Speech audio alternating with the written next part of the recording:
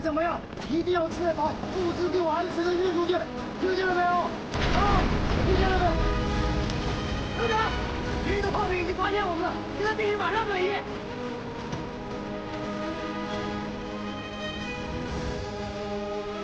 队长，快走啊！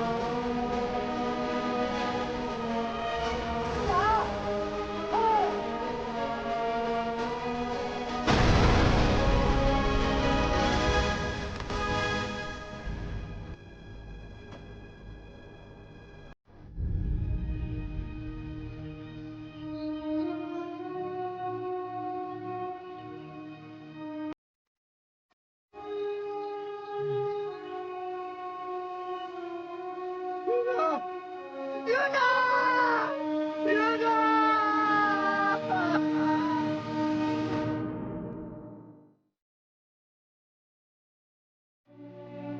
1933年，红军经历多次血战，终于占领闽赣交界的邵武地区，并在此建立了比较稳固的中华苏维埃政府各级政权。但以金坑为主的部分地区，逼临苏区与国民党统治的边界，斗争形势依然异常复杂。营长，都走了30里山路了，咱们休息会儿吧。 继续行进。营长，你伤还刚好，医生说不适合长途跋涉。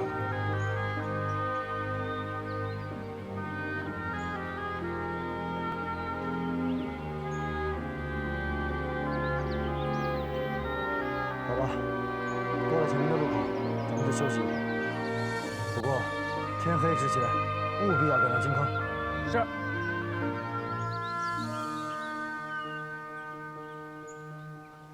老妹，营长，你能叫我全名吗？好，李桃妹同志，那你能不能给我介绍一下金坑的情况啊？是。金坑隶属于东方县，顾名思义，自古以来以产金闻名。东方县占地面积2800平方公里，县主席叫温大载，我们这次去就是找这个人报道。那说到金坑呢，就不能不提擂茶。 就是高山上的野生茶叶，把它擂成茶汁或者磨成茶粉，再拌上大米、花生、金花、红参这些辅料。如果你喜欢，可以放点咸盐、白糖这些东西，哎呀，那个味道简直绝了！营长，如果到了金坑，我可以带你尝尝。你除了吃，还知道点什么？金坑到处是美女，我姐姐就特别漂亮。 他现在是红军医院的医生，我们要是有什么事儿，可以去问他。你们家是不是只剩你和你姐姐了？是。营长，我把我姐姐介绍给你了，你保准能相中。注意你的言辞。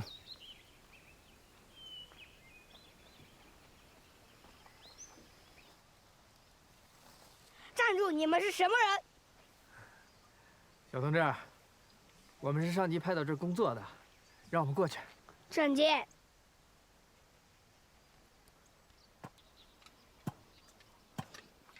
你叫什么名字？小虎，表现不错。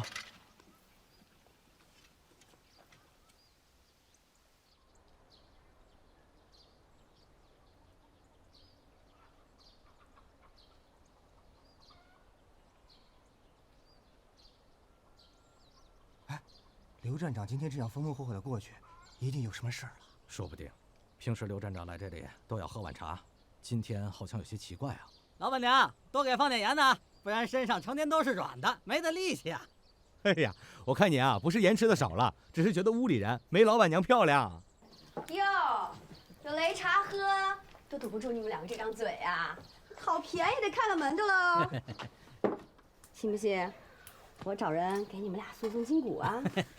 不用了，不用了。小先生，他们是外地来的，卖竹器的，他们开个玩笑，别介意啊。阿朵，他们没有为难你吧？惠国，你得叫我嫂子。哎，二位同志，进来喝碗擂茶歇歇脚吧。谢谢大姐，我们还要赶到县政府报到，就先不喝了。我这就是县政府。看前面有人站岗的地方，就是县政府。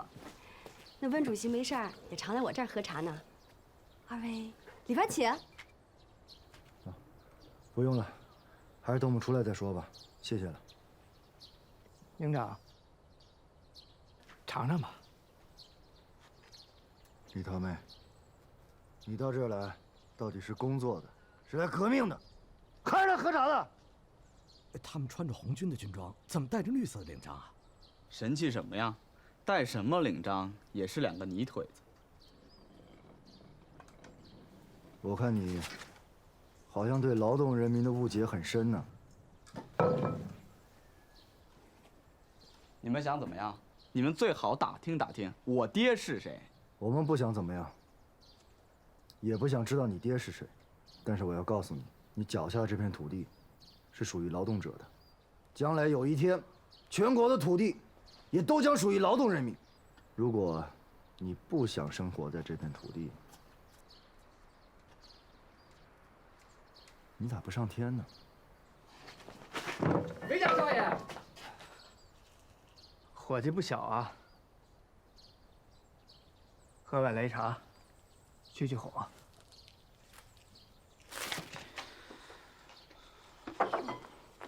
这是咋了？回国。大姐，咋脚了？哦，没事儿。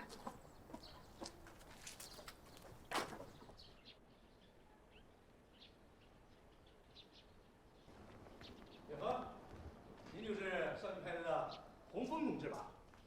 您好，我是洪峰，请来报道。我是咱们这个县的苏维埃主席温大宰。温主席您好，这是我的介绍信。啊，来，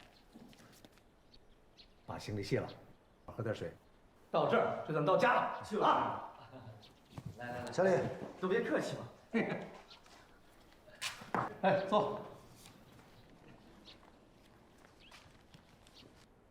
好，洪峰同志，我来给大家介绍一下，这是咱们县政府良才委员、兵站站长刘勇同志。啊，这是咱们游击队长张长球同志。一路辛苦了，喝点水吧。啊。哎，这个我跟你说啊，他俩都是我从群众中选择出来的，有着浓厚的革命友谊，跟我多年了。这是上级派到咱们这专门配合咱们工作的洪峰同志。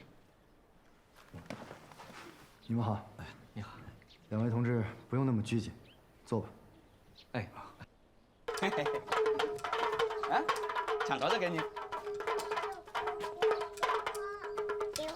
豆豆，你叫我二叔，我就跟你玩。二叔，哎，真乖。慧国，来，这2包茶给老爷子拿回去。我也没说我要回去，那个家我也不想待了。那你这孩子，豆豆，那你不在广州好好读书，跑回金坑来干什么？我回来干什么？你不知道啊？慧国，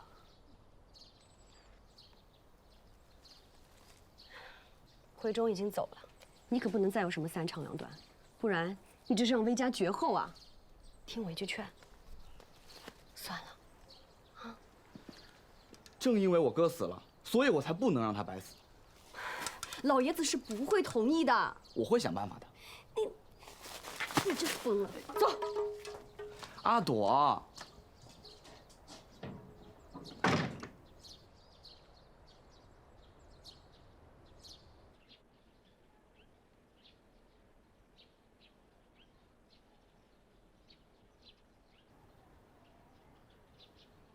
洪同志，实不相瞒，还真出了一些状况。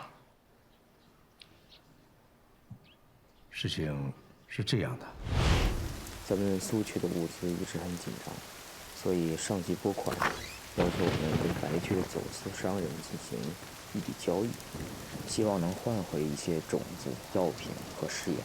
老板，这200块袁大头和这4条大黄鱼可是硬通货。每一滴血都是老百姓的血汗，和咱们红军战士的生命，千万不可有任何闪失啊！我一定完成任务。那天回来以后，我就把钱交给了刘勇，让他赶快安排到白区找商人交易。在交易的路上，背着钱款的温会计突然失踪了，他们俩找了一天也没找到他的踪影。我怀疑，这个温会计很可能带着钱款投敌了。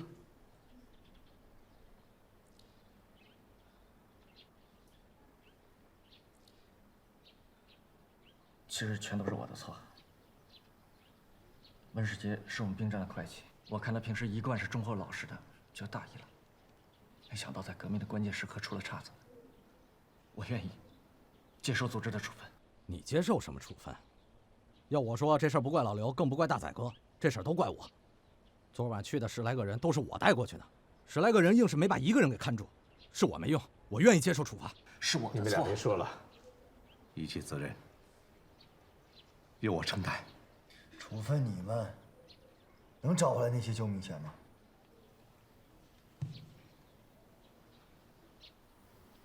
温主席啊，我看天还没黑，让刘站长和张队长带我再去事发地点看一看，没问题吧？好的，一切都听你的。好，走。慢点。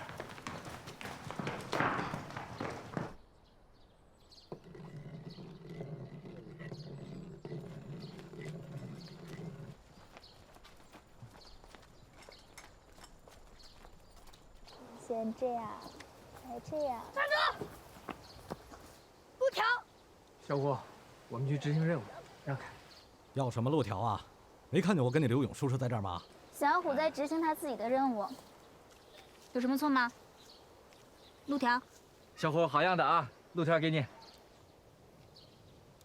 这2位同志是？这位是上级派来的洪峰同志和他的助手。洪峰同志，这位是我们县裁判部的裁判委员刘法荣同志。你好，洪峰同志。郑队长，时间不早了，你队伍赶紧跑步出发。是。跑步前进。是。快点。哎，刘大哥，哎，这是出什么事儿了？啊，没什么事，你不用管，你先回去吧。上级的指示已经说了，所有的案件我们裁判部可都是要参加的。那我先去了。哎，小虎啊，回家吃饭吧啊。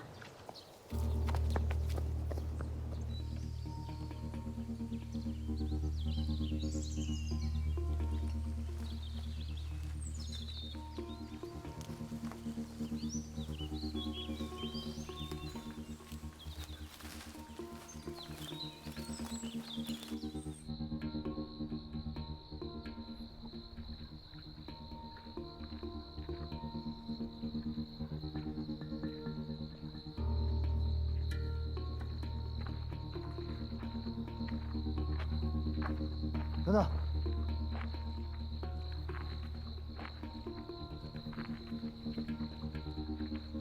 你们看看，这是不是你们昨天留下的痕迹啊？是的。李堂妹，到，你配合张队长，沿着这些脚印往前搜索，记住，重点搜索那些落单的脚印，千万不要把这脚印给踩坏了。是，去吧。刘站长，麻烦你把温世杰的身高、体重，还有相貌特征，对了，还有他以前是干什么工作的，都告诉我。温世杰的身高，他跟我们大概差不多高，但是他比我们胖好多。以前他跟这个温大仔他们哥俩都是干货郎工作的，所以他平时生活当中有时会弓着背，有这么个习惯。温大仔和温世杰是兄弟？是。但不是那个亲兄弟那种，他们是来自同一个村子，属于族亲的兄弟。还有这层关系。洪峰同志，过来一下。来了。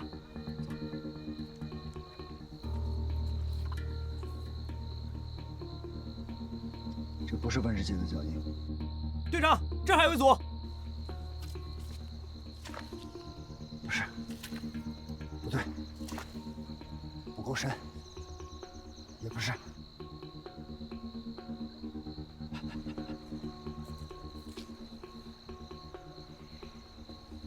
郑队长，你是不是想告诉我，这温世杰是水牛编的？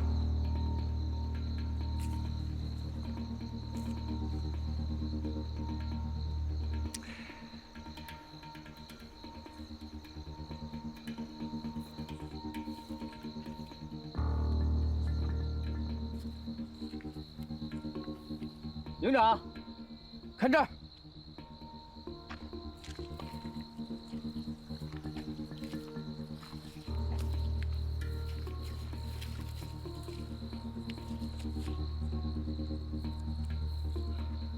温世杰应该是往那个方向跑。温世杰身高体壮，所以他的脚比常人大一些。他又背着重物，所以脚印会比别人更深。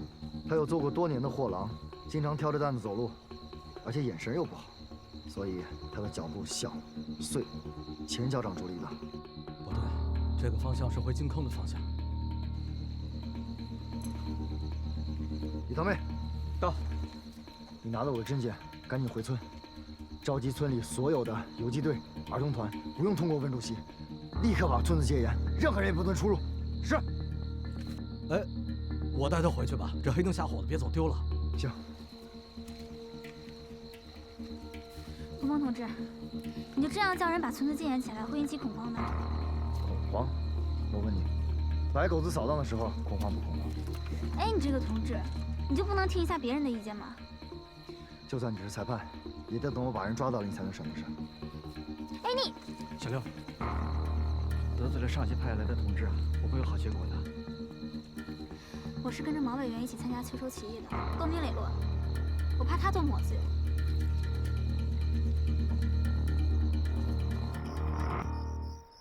温主席，下午的时候，你为什么没有告诉我，温世杰是你的同族胞弟？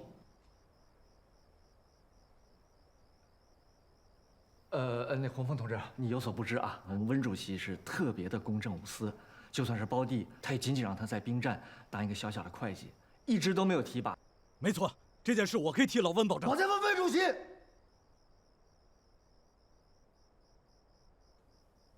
你们坐下。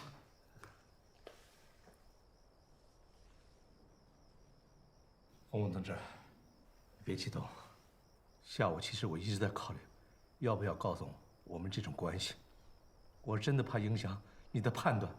我老实告诉你吧，这温世杰虽然能力差点，可他的确是一个老实人。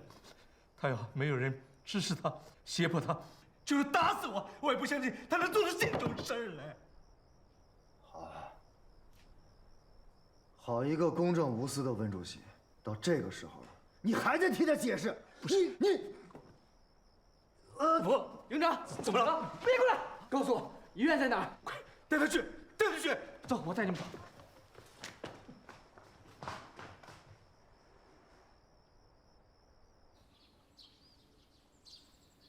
曹卫，营长醒了。我这是在哪儿啊？东方县红军医院。我昏迷了多久？1夜。累坏了吧？去歇会儿吧。没事儿，这1夜都是我姐守在这儿。啊，那回头你替我好好感谢一下李红梅同志。不客气。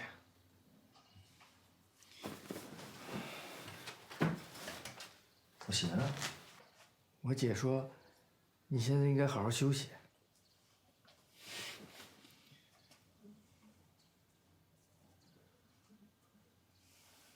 那你就把我的鞋放在柜子上，啊！胡闹！给我拿来！快点！拿起。温大仔他们人呢？温大仔一早来过，我没让他见你。他说按照你的分析，温世杰应该还在村里，他就派刘勇、张长球他们挨家挨户的搜查。他说等你醒了之后，派人通知他。营长，温大仔这个人能排除嫌疑吗？说不好。温大仔这个人城府很深，不过正因为是这样，我反而觉得不是他。你想啊，温世杰是他的同族胞弟，他不会傻到让跟他有这么亲密关系的一个人去办这些事儿吧？但是呢，现在所有的一切都仅仅是推断，现在的当务之急是要先找到温世杰。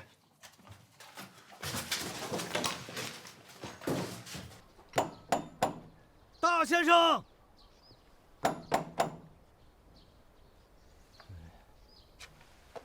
没人吗？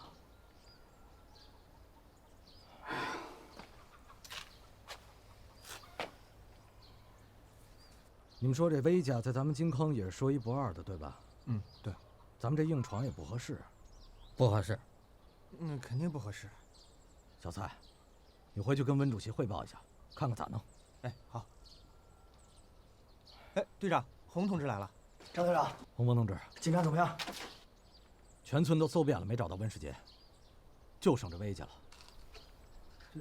没人吗？按理说应该有人啊。你们最好打听打听我爹是谁，得罪了威家，就算你们是当兵的，也不会有好果子吃。魏老先生，我们是红军的，我叫洪峰，有点事情是关于你儿子的。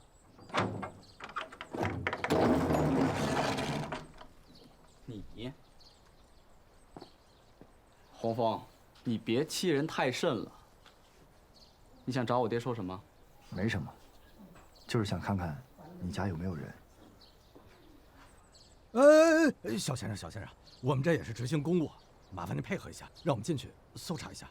执行公务？对，执行公务那也得有凭证，是不是？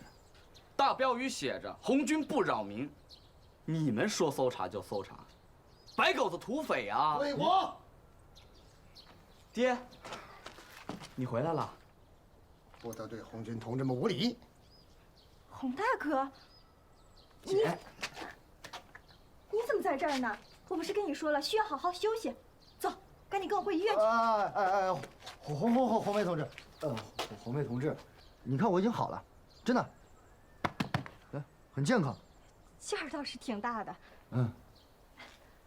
你等一下，大先生，红妹有个不情之请，能不能让您给洪大哥把个脉，让他去您家去？好啊，洪同志，请。爹，那就谢谢魏老先生了。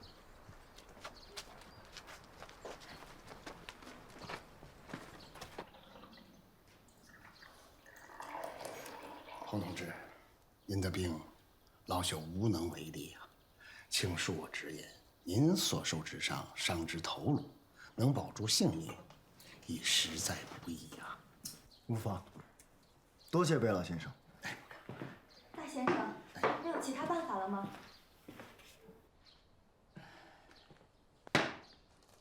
无礼！洪同志，我家小犬实在无礼啊，这都怪我管教不严。海涵呐，魏老先生，我相信你应该知道，苏维埃政府是人民的政府，不是过去地主老财的白狗子政府。是。洪大哥，大先生真不是坏人，咱们红军医院移到金坑，多亏了大先生，他就把药材铺里所有的药都捐给了咱们医院。这不今天上山，多亏有了大先生，才有这么多的收获。威家虽然过去是富户，但是大先生是支持革命的，他给穷人家看病只收1个铜钱作为诊金，从不收药费，地租也是最低的，别人家都是夜七店三，旱涝不管，而他家却是店七夜三，旱涝免租，所以乡亲们就亲切地喊他为一声大先生。我不过是读了几本孔孟的书，知道仁者安人，智者利人的道理。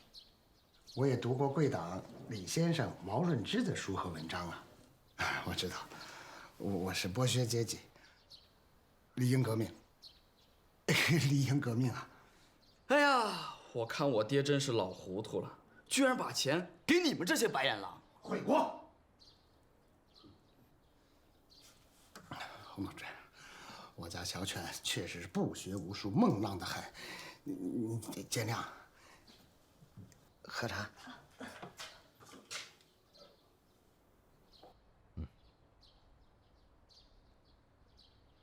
洪峰同志，大先生，后院有间柴房上了锁，我们的人进不去啊。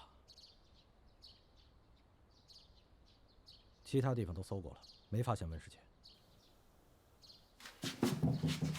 魏老先生，不知……方便，请跟我来，来。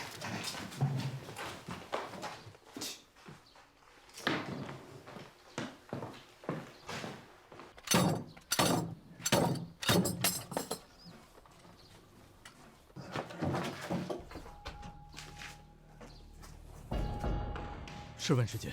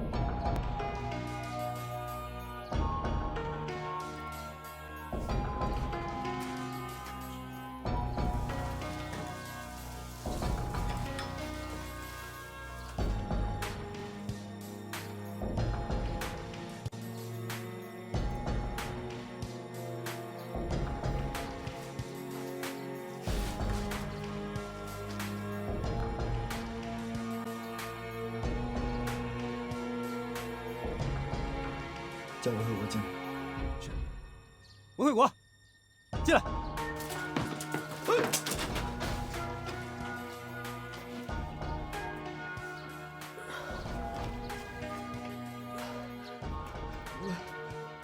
文会计，他怎么会死在这儿啊？你问我，我还想问你呢。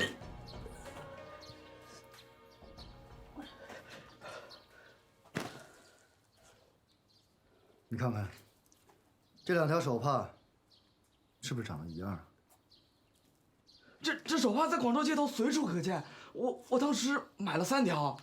可这是金坑，或许我该换个方法问你，魏国，你觉得在这金坑，除了你，还会有谁会用这款手帕？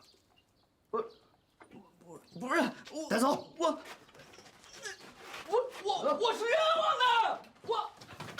爹，救我！唐梅，到。一会儿你把尸体送到红军医院，然后配合张队长，就算把魏家掘地3尺，也要把那些钱款给我找出来。是。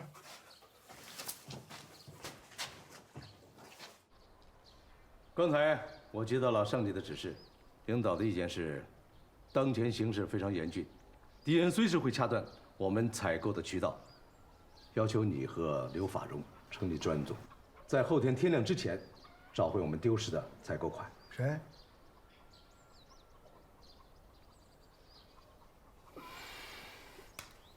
文主席，张队长呢，已经派人去魏家彻底搜查了，我相信，应该很快就会有结果。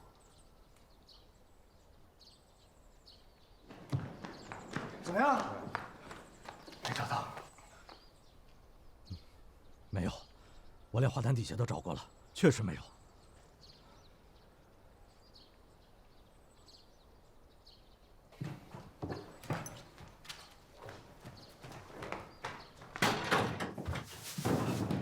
魏慧国，我不跟你废话，你最好老实告诉我，你把温世杰拐走的那些钱到底藏哪儿了？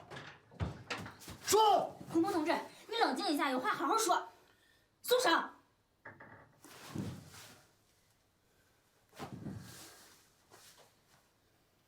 出来！走啊！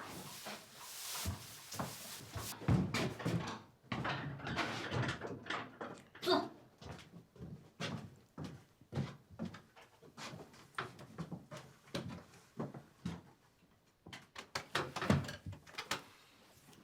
这个为什么会出现在温世杰尸体旁边？这手帕，应该是我弄柴火的时候不小心掉的。我们家呢原来是有几个佣人，但是你们红军来了，我爹就把他们辞退了。这也倒好，现在家里的活都是我来干。你倒是挺能狡辩的，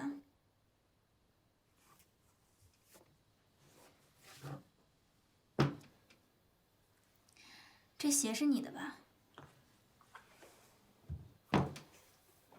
那你给我解释解释。我们村里都是石板路，这鞋上的泥是哪儿来的？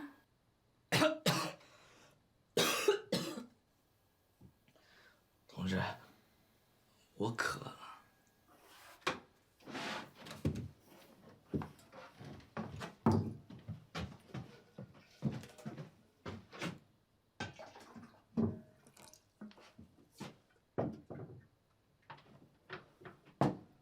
谢谢。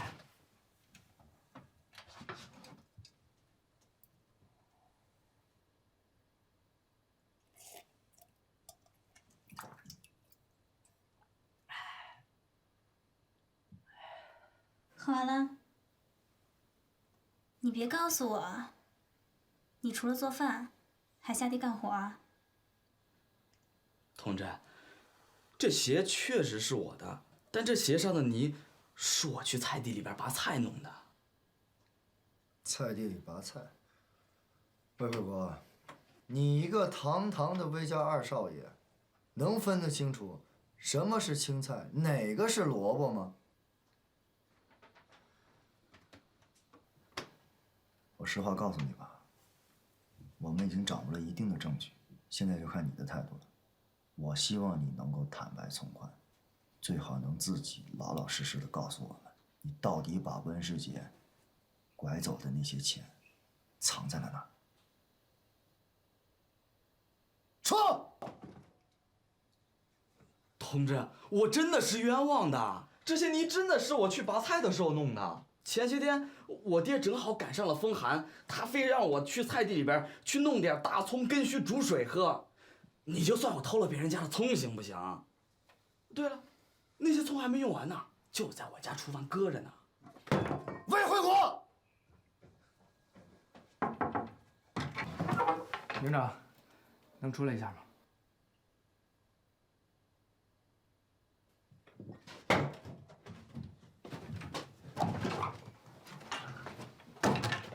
刚才没来得及跟你说，张队长在魏家后院发现的。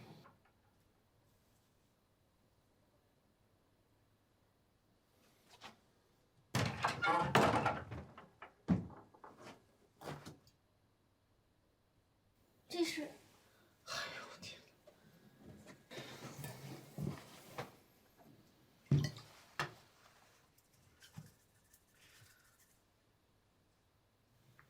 说说吧，这上面的血是怎么回事？哎呦，你为什么要把它烧了？我真是跳进黄河都洗不清了。同志，不瞒你说，我有痔疮，这上面的血是我自己的。你看，这裤子都已经被染成这样了，也没法穿了。我要是乱扔的话，也怕引起别人的误会，所以我就把它给烧了。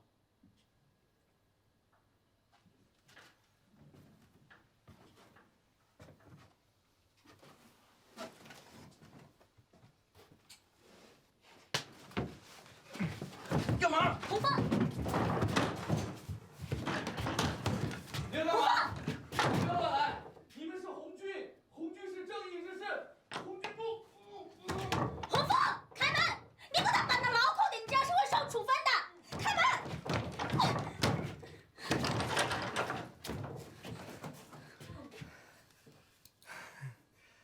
还真有痔疮，挺严重的。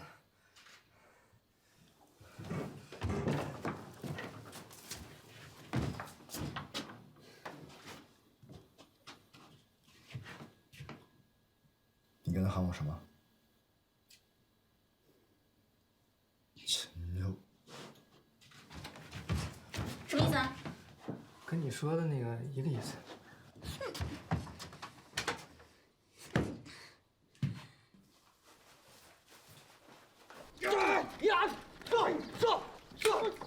停一下！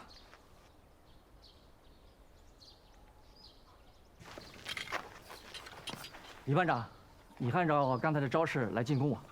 好。呀！好。对对。虽然说啊，一力降十会，但是当你用力过猛的时候，反而会被对方找到破绽。咱们到时候对敌的时候，哎，洪峰同志，你什么时候来的？早就听说刘站长带到一手好兵，今日一见，果然名不虚传呀。哪儿？您今天怎么有空到这儿来？是不是钱财找到了？没有，所以我才来你这儿。啥意思？我想请刘站长带我到温世杰的办公室，看看能不能找到一些线索。哎，好的，请跟我来。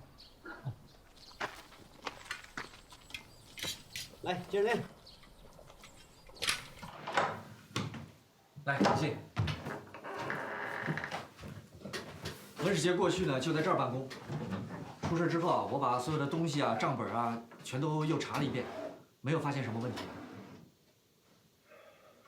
刘站长，哎，还是麻烦你把这些账本都送到我那去吧，我想好好再看看。是。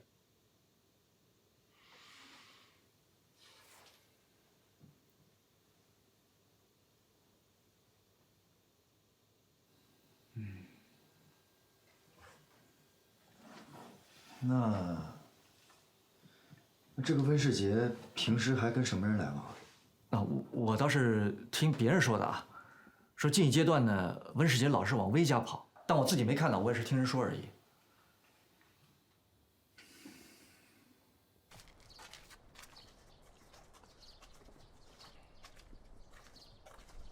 威家往哪儿走？前面左转。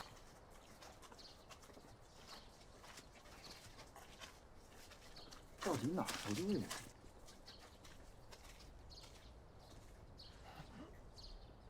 哎，营长，你又难受了？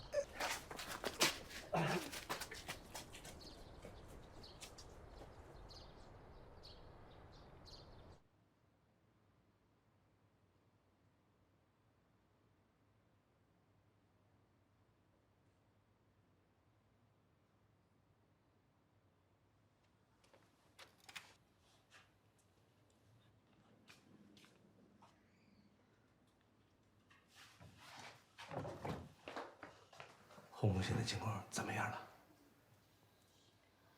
洪峰同志头部受过伤，里面有弹片取不出来。如果过度劳累、压力过大，或者情绪过激，都会导致他间歇性休克。休克？就是昏迷。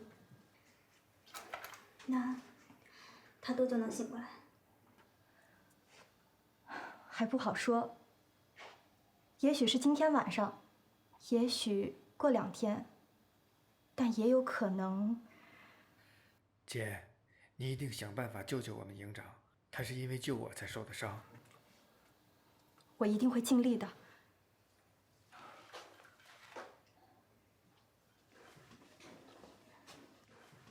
林主席，您看，我们要不要跟上面说一下，再派一位同志过来？这不合适吧？可洪峰同志他现在的身体……刘同志，你什么意思？小李，我没有别的意思。你要对你说过的话负责任。哦，小李啊，他的意思是……我告诉你，我们营长是从鬼门关里闯过来的人，也是经过党生死考验过的人。你这个小丫头片子，凭什么这么武断的就下决定？李同志，我的意思是，洪峰同志，他现在的身体需要静养，他这次肩上的担子很重，而我们的任务需要的是冷静的头脑。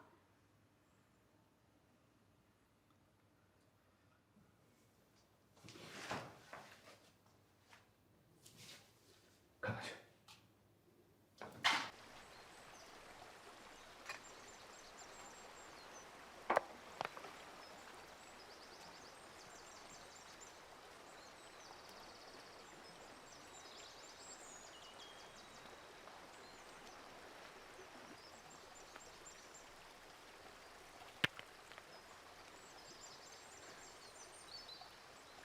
小李，我知道你跟洪峰同志感情深厚，可我那么说也是为了他的身体着想啊。你少假惺惺，你不就是想袒护那个地主崽子吗？我袒护地主崽子？你看我这些伤，这些伤，都是我在沙场当包身工的时候，包工头和那蒙文给我留下的。咱们红军，哪个不是苦大仇深啊？只有革命，才能让咱们真正的过上好日子。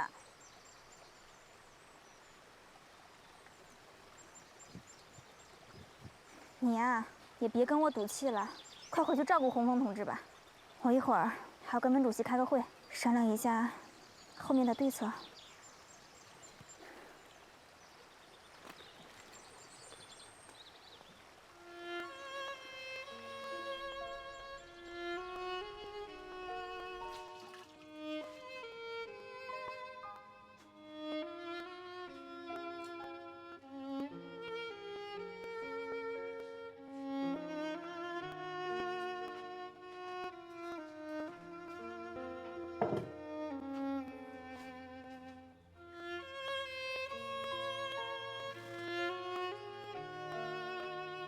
营长，你知道为什么每次你让我叫你洪同志，我都还是想叫你营长吗？因为在这里，没有人知道你是独立营的营长，你是他们的洪同志，却是我一个人的营长。其实我爹娘在生我的时候，特别希望我是个女孩。我娘说，万一要是个男孩，被白狗子抓去当兵怎么办？我出生的时候，桃花盛开，我爹早早的就给我起了名字李桃妹。我娘说，男孩就男孩，还是叫李桃妹，当女孩养呗。后来，白狗子还是来了，我爹我娘拼死拼活的保护我。后来他们被白狗子抓走了。只剩下我跟我姐。后来红军来了，你们打走了白狗子，我义不容辞地扛起了枪。营长，你是我的救命恩人，无论如何你都要醒啊！在营里的时候，他们经常拿我的名字开玩笑，桃妹桃妹的叫。其实我挺不高兴的，只有你从来不在别人面前叫我，只是在没人的时候，桃妹儿啊，桃妹儿啊，桃妹儿啊。营长，我答应你，只要你醒了，你随便叫我绝不生气。等你醒了之后，我要带你去喝擂茶，喝10碗，不，喝100碗。你想重走啊？营长。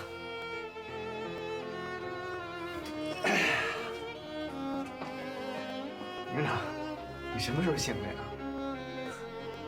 就这么说，都是你一个人的事儿。天都黑了，我昏迷多久？半天了。你这半天有没有发生什么事儿？我没有。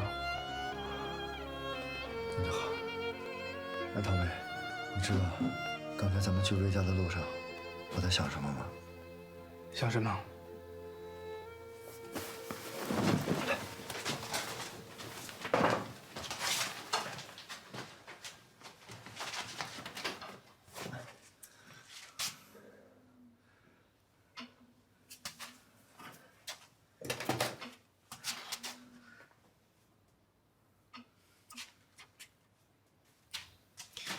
假如你是温世杰，我是魏惠国，咱俩来做一下案情还原。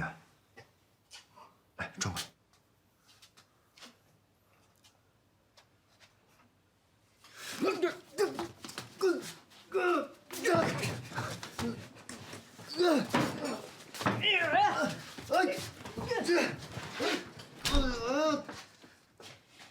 桃妹，你干嘛呢？桃妹，妈，赶紧下来，下来，干嘛呢？这是。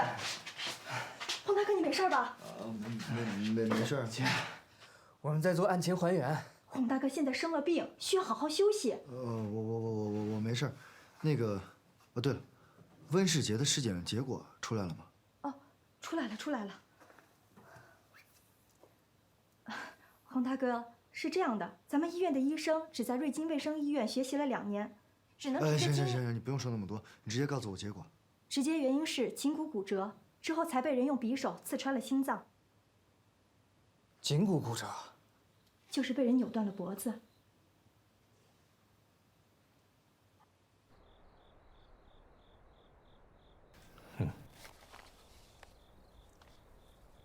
就按魏卫国交代的，他完全是无辜的了。他无辜，人都死到他家了，他无辜。我看这小子就是嘴硬，您把他交给我，老子立马让他交代。现在已经不是3·11年了，上级的最后决定是怎么说的？我们现在是苏维埃政府，有法律有纪律，不是谁想怎样就怎样，不然还要我这个裁判员做什么？行，都听你的。我看这任务完不成了，你怎么办？我们怎么办？倒也未必完不成。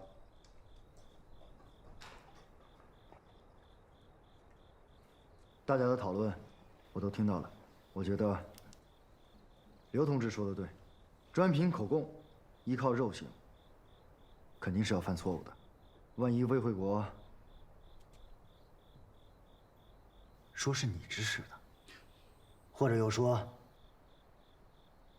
你才是主谋，甚至是温主席说你是 AP 团，你该怎么办？这俗话说得好，贼咬一口，入骨3分。到那个时候，组织上就得一个一个的来找你们调查，而你们呢，又得一个一个的去找上级解释。谁来管粮食和物资？报告主席，外面有人，快去看看吧。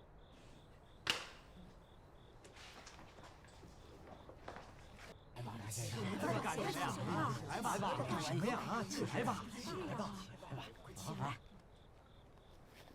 戴先生，您这是干嘛呢？快起来，快起来！大先生，你起来说话。哎呀，温主席啊，我教子无方，以至于他惹下了塌天大祸呀。我今天来是负荆请罪的，求求您了，求求你们了，求求老少爷们儿了，求求了。温主席，你就放过大先生吧，这几天家里没有盐，全靠大先生施舍呀。您放心吧。是啊，没有大先生，我女儿的病靠谁来治啊？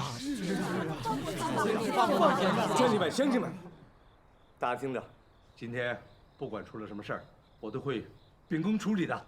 希望大家赶快回去吧，都回去吧。谢谢温主席，谢谢温主席啊！谢了，回去吧。谢谢温主席。戴先生，哎，不管有什么事儿，咱们进去好好谈，好吧？快去。哎，温主席啊，我不知道我们家那个孽畜啊，他有没有犯错，但我知道你们一定不会平白无故的去抓的。我今天来，只有一事相求，温主席，看在咱们过去的情分上，你留他条狗命，别断了我们魏家的香火。老爷子，你听我说，现在案子还没查清楚，我真不知道我该说些什么。温大人，我知道，自古一入衙门深似海，没有不扒层皮就能出来的。只要你留他条狗命，我愿意把魏家的所有财产都拿出来，捐给你们，我求求你了。大先生，你坐吧。来，原来我们家这个畜生，什么体面都没有。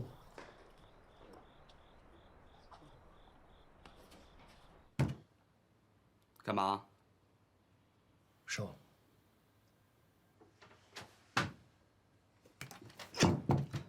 使劲儿，使劲儿。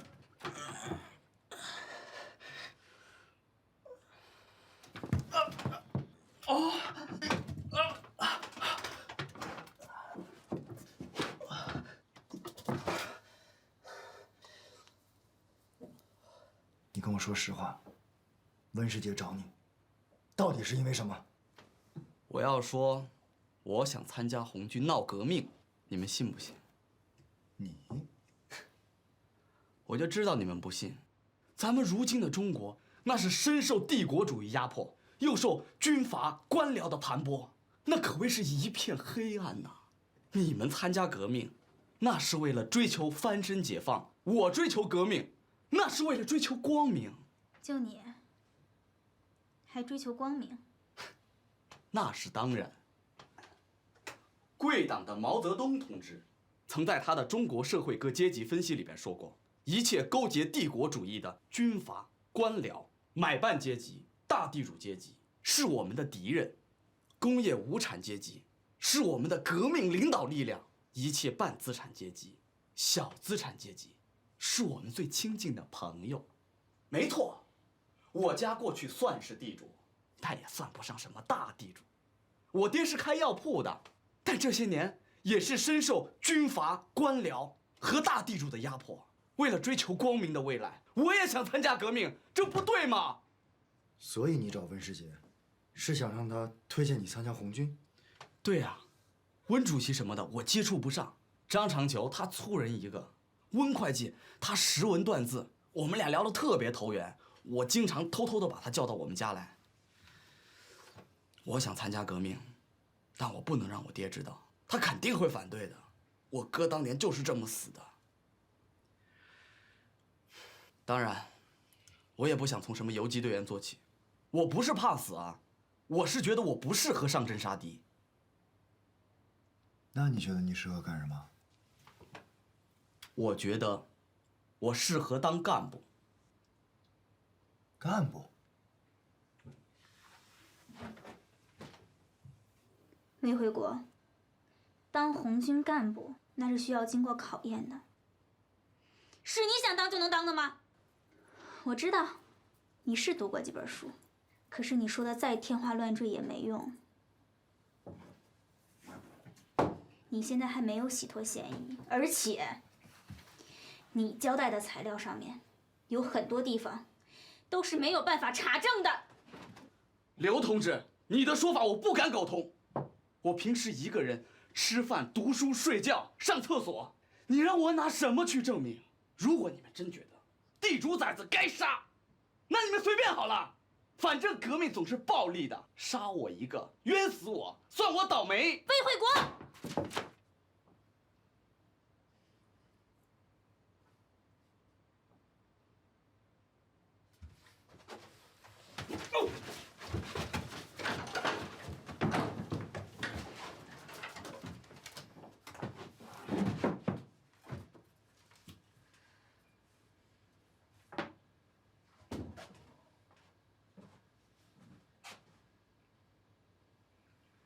刘同志，那个，跟我出来去。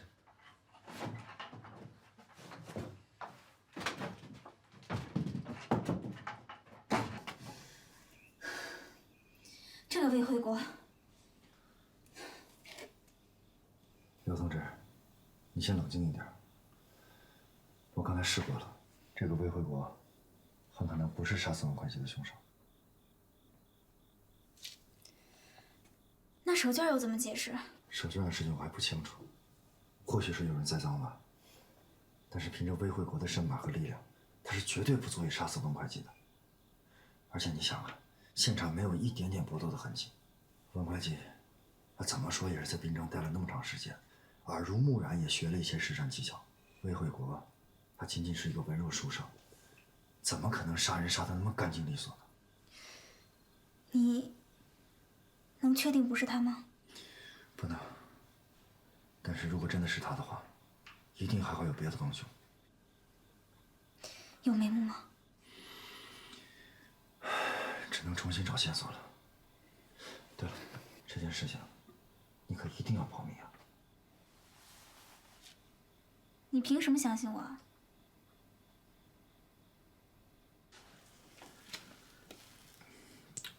直觉呗。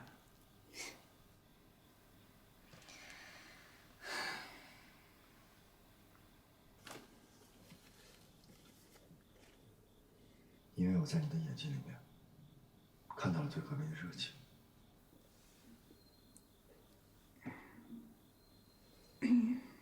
那个，我晚上还有妇女识字班的活动，我要代表政府过去，就。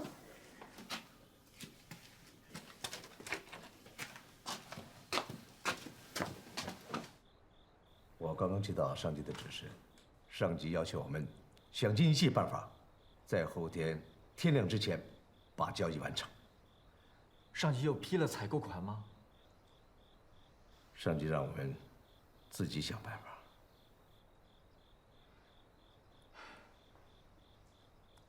温主席，我有个想法。问大先生要钱。问大先生要钱？首先，我们金坑的土地革命呢比较彻底，只有威家没有被分过福彩，所以他是拿得出这个钱的。其次呢，威惠国现在牵涉到命案，大先生前面不是也说了吗？他愿意拿出家里面所有的钱财，来换威惠国的一条命。这个时候啊，如果我们问他借钱，说借钱，那么他一定会给的。到时候洪峰同志一旦坐实了威惠国的案子，我们就算是到他家里面去抄他的家，也是合情合理的，也就不存在借和还的问题了。温主席，您怎么看？我坚决反对。老刘，你出的什么馊主意？大先生虽然是富户，可他帮助过我们，拿他的儿子威胁去要钱，这和白匪有什么区别？绑票吗？要按照你的说法去做。这群众对我们什么看法？我也仅仅是提一下我的想法，最终还是由您来做决定。这事儿你就别管了，你听着，你跟老张不管用什么办法，必须谈成。至于钱的事儿嘛，我自己想办法吧。是，保证完成任务。去吧。我还以为什么好主意，现在是胡闹。温主席，钱款的事情，你打算怎么解决啊？洪同志，这案子明天真的破不了吗？这……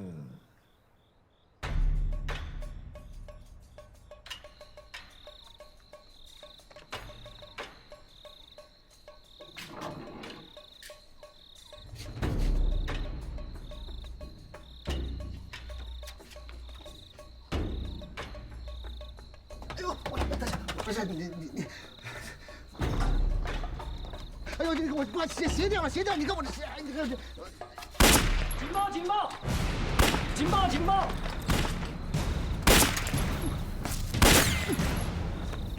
哎呦！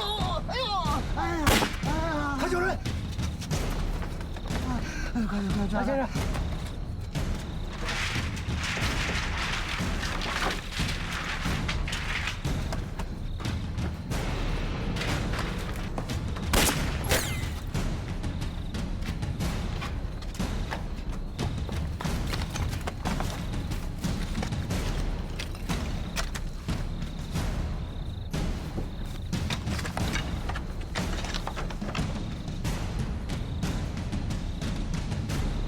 幸亏子弹只擦伤他胳膊的外皮，没有伤着关键的地方。我给他缝了几针，都处理好了。好，辛苦你了。应该的。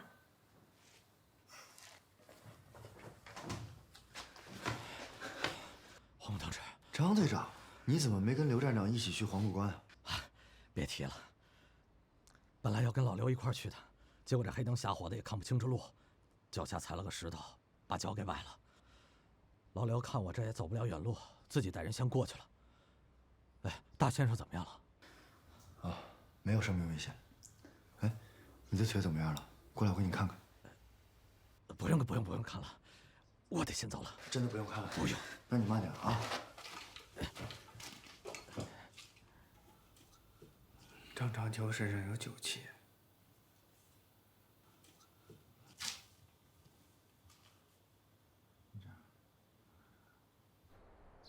照你这意思，威惠国大老远的从广州跑回来，就是因为这个擂茶馆的阿朵。而且我在识字班见到阿朵了。婚姻自主，婚姻自主，婚姻自由，婚姻自由。好了，大家今天就先学到这，回家吧。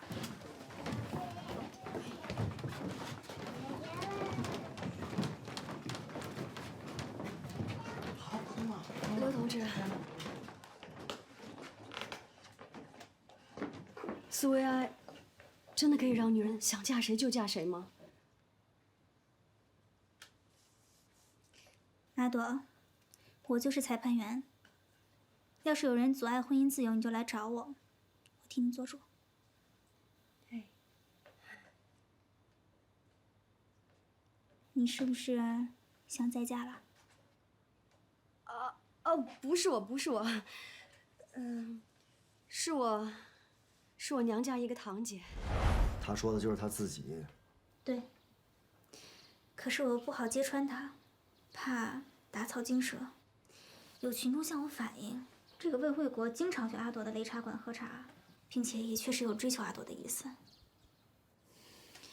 可是你也知道，这个阿朵是魏惠国的嫂子，要是他们俩真的有什么，也不会公开出来。报告，进来。擂茶店的老板来了，说是要见刘裁判。阿朵，这样，你跟他好好聊聊，我回避一下。嗯。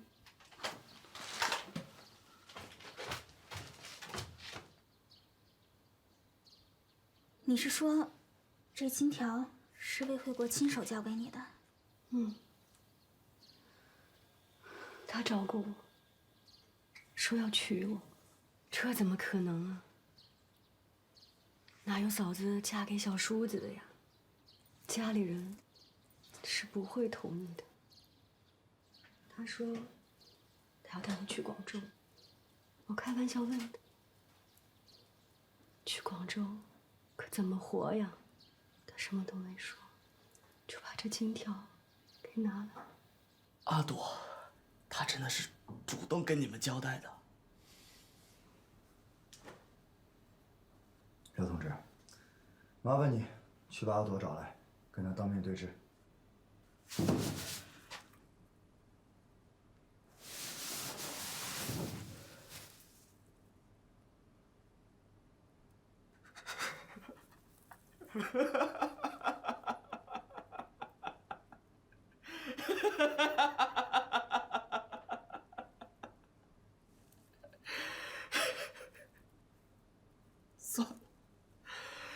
算了，我认了。你认了，那你就好好给我说一说，你是怎么指使温世杰盗走钱款，又是怎么杀害的他？你说，你那么喜欢一个人，那么信任一个人，你可以为他做任何事情，甚至可以为他抛弃家庭和亲人，可到头来，他却把你当傻子。你们说说，这是什么感觉？什么感觉？我魏惠国就是一个瞎子，傻子。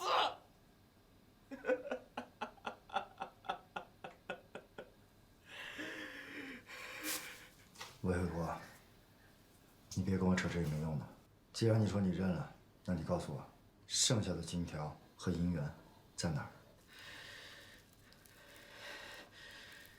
他不就是想让我死吗？好，从现在起，我不会说一句话，一个字。你们枪毙我好了。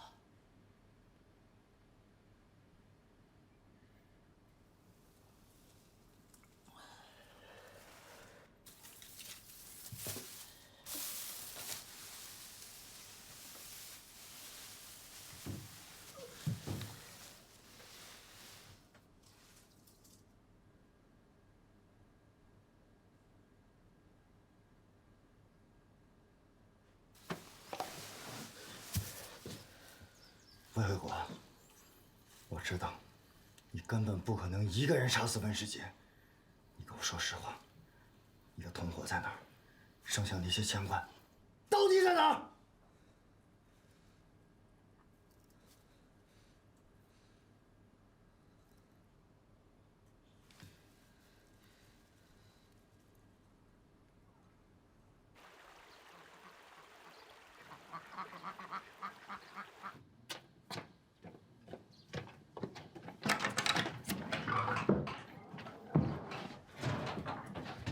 营长，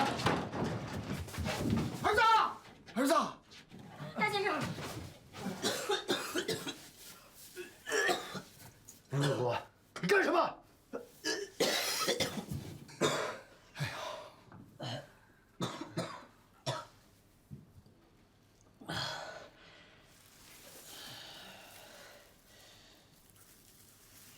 你们还救我干嘛呀？反正你们早晚都得杀我，还不如让我自己死了。魏卫国，现在可还没定你的罪呢，你就这么要死要活的？那温世杰到底是不是你杀的？不是，但这又怎么说得清呢？连阿朵他……你这个废物啊！人若无志，与禽兽同类，你居然为了一个女人，你作孽！魏老先生，魏卫国，你说实话，你给阿朵的那根金条，到底是哪儿来的？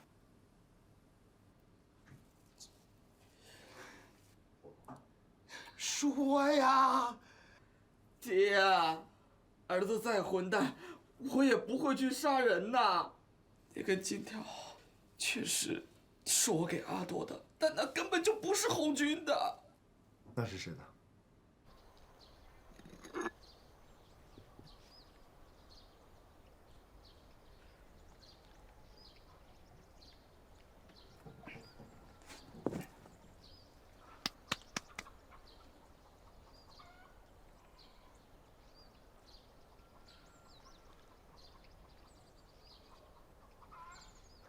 魏老先生，我在。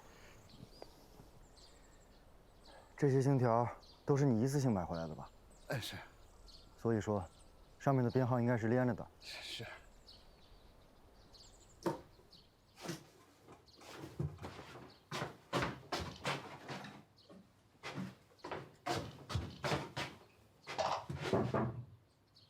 谁？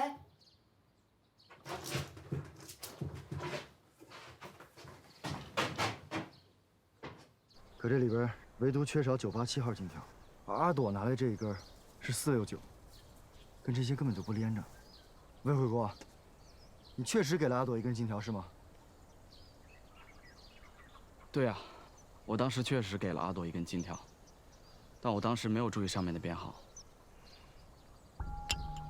看好他们，他们跟我走。是。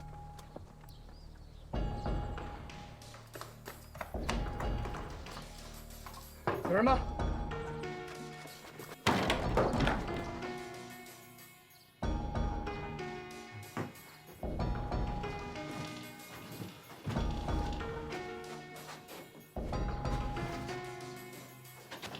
营长。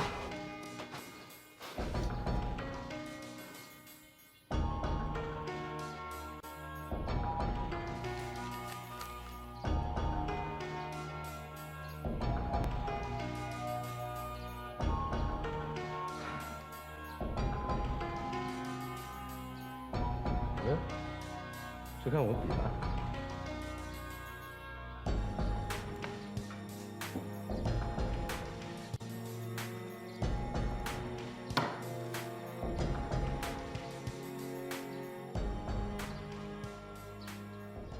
温主席，我知道现在政府有困难，所以我都想好了，把这些钱都拿出来捐给你们。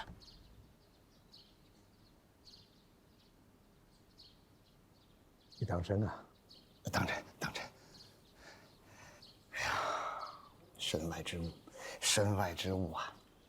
那不如捐给你们，你们拿去还能做点好事。既然你这么说的话，我就不客气了。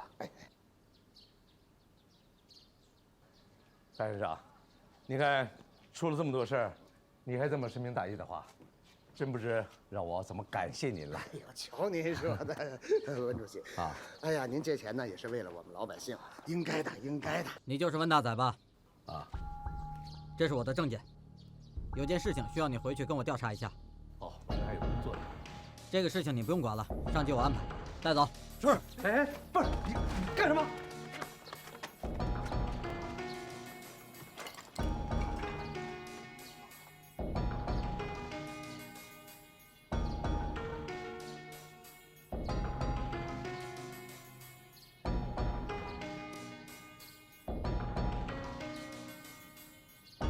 团长，怎么到？洪峰同志，洪峰同志，你们是不是搞错了？为什么抓到大宰哥？二位先坐。做什么做？在这个世界上，娘亲老子我都可以不认。一个大宰哥，一个刘勇师弟，我可以拿脑袋来担保。你担保？我问你，老温去没去过阿斗的擂茶馆？去过。温世杰，是不是他的胞弟？是他胞弟啊。可是为什么他？什么呀？我知道你们俩都是跟着老温一起参加革命的，但是他是他，你们是你们。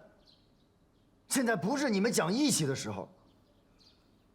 那晚上和白区那边的交易，还按原计划进行吗？任务继续，而且必须完成。刘站长，钱呢都在这儿了，一切就拜托你了。保证完成任务。那我们去准备了。张队长，你腿脚不方便，就先不用去了。已经好多了。那边有陈连长和刘站长他们，就不劳烦你了。而且，上级有些事情，需要你配合调查一下。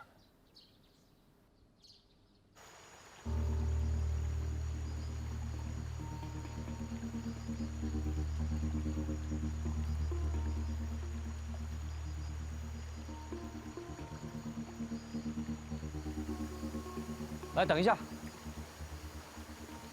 陈连长，对面就是白区了，咱们大家先在这儿等着啊。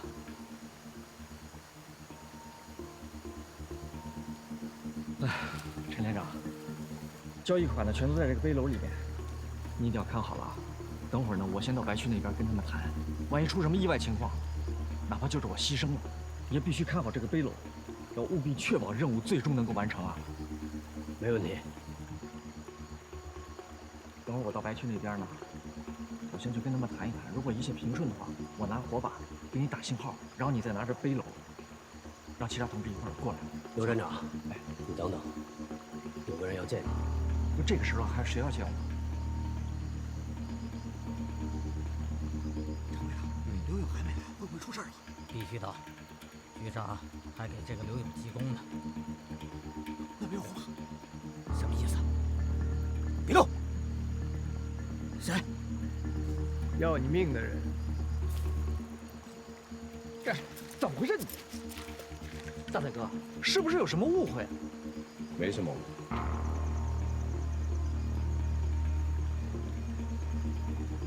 洪峰同志，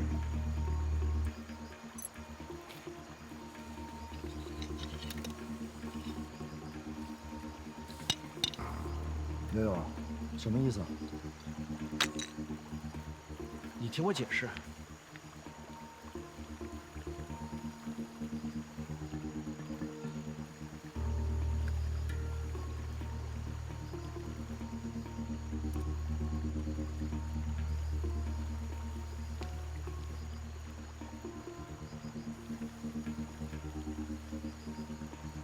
那个，大宰哥，洪峰同志，兵不厌诈，敌人一定会以为背篓里面才是钱财，但是我藏在身上，这也是为了安全。你说吗？是阿朵给我们的金条，上面的编号469、470、471。报告。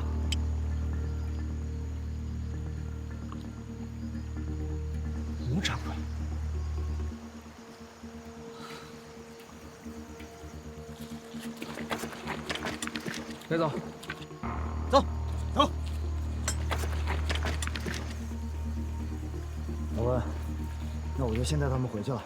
回去吧。哦，白石地下党就要到了，我等他们把交易做完，就把物资运回去。好，那祝你一切顺利。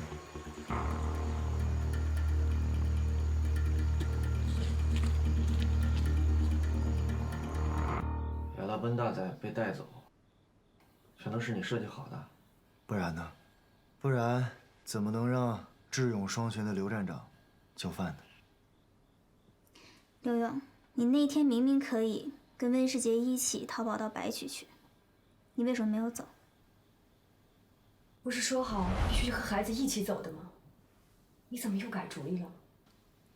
我都答应你了，只不过还是得咱们俩先走，回头啊，我再想办法派人来接孩子。我走了，阿朵怎么办？她一个女人家没缘没由的，肯定是走不出黄土关的。你倒是挺重感情。当初我受伤的时候，她救过我的命，从那时候起，我就对她有点……不对吧，刘站长？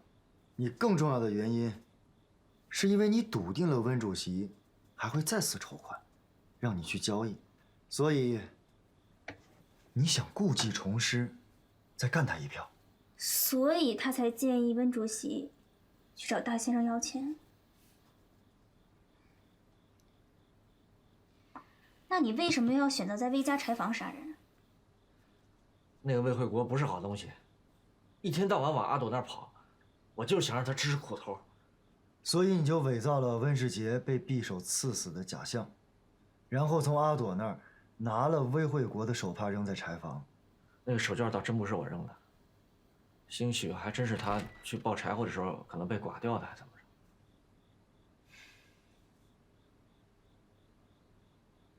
你看见我们迟迟没有给魏惠国定罪，所以你就绑走了威德考，让我们以为他是逃跑了，然后再逼着威德考交出钱财。那天晚上，你先是灌醉了张长球，然后又借机支走了2个游击队员，赶到了威家。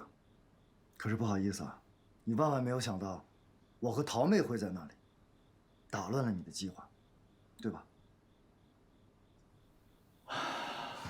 人算不如天算。其实啊，我真没想到的倒不是这个，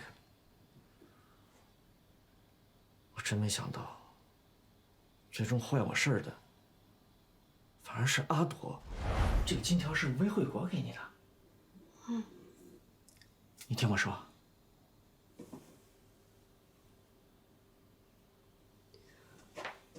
不行不行，大勇，惠国可是我亲小叔子，咱可不能这么干呀！阿朵，我会对你好的，你只有用这个办法，我们还有孩子，才有可能脱身了。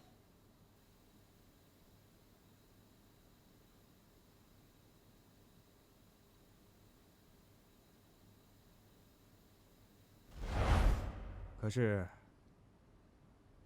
你更没有想到的是，因为你之前把所有钱款放在阿朵那里，而阿朵又不知道金条上有编号，所以他情急之下交错了金条，这也就引出了魏家藏在葵花地里的钱。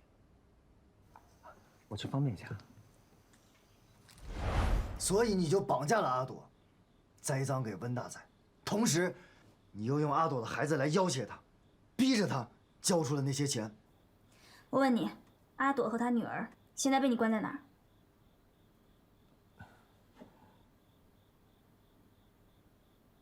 全在兵站的仓库里。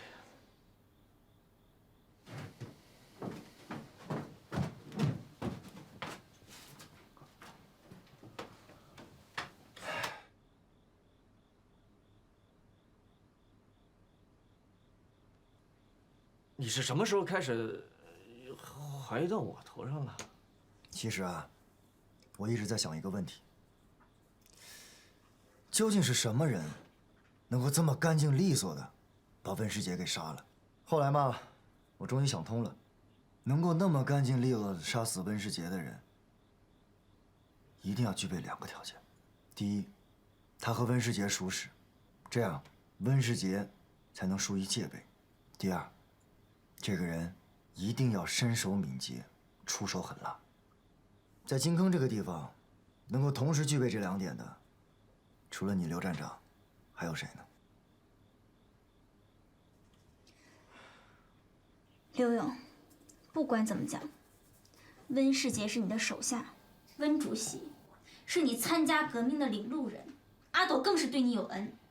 你栽赃、囚禁，甚至不惜杀了他们，你还有没有一点人性啊？人性，人性就是想活着。我是从战场上捡了一条命回来。当时我半死的时候，我还在想，如果就这样死了，图啥呀？图啥？就图家里面插一面烈士军属的旗子吗？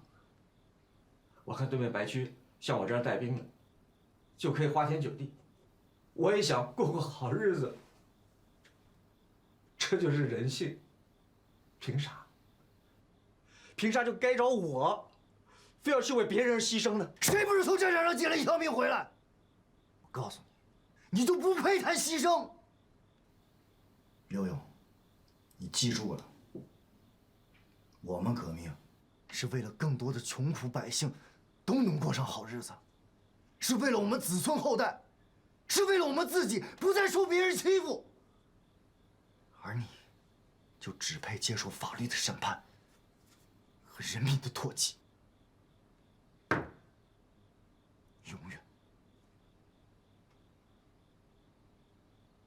同志们，乡亲们，现在我宣布，现根据《苏维埃共和国惩治反革命条例》中央执行委员会第26号训令关于惩治贪污浪费行为的有关规定，判处刘勇死刑，并剥夺政治权利终身，立即执行。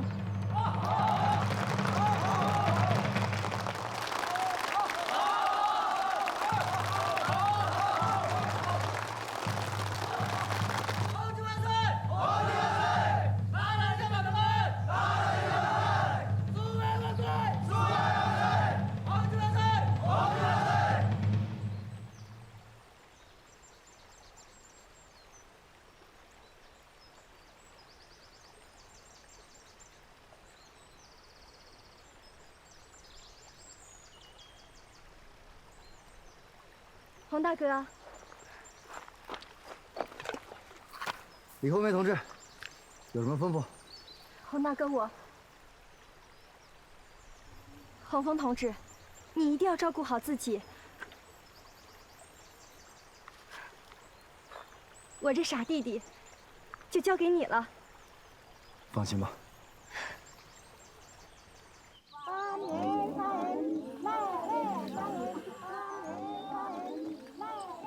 你也走啊？啊？去哪儿啊？保密。你呢？保密。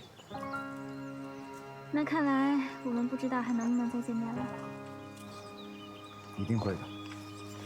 等到革命胜利的那一天，但不管怎么样，我们都一起在这里工作过。是啊，金坑真是个好地方，名字也好。真正的革命者在这里督练成金，而那些投机分子和意志薄弱的自私者，则像泥沙一样，在这里被风浪所洗涤干净。吴卫国，到。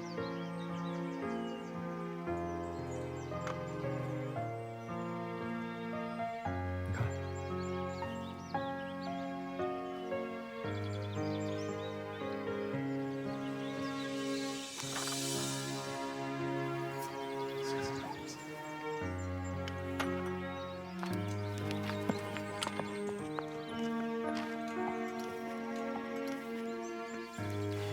刘同志，请吧。请。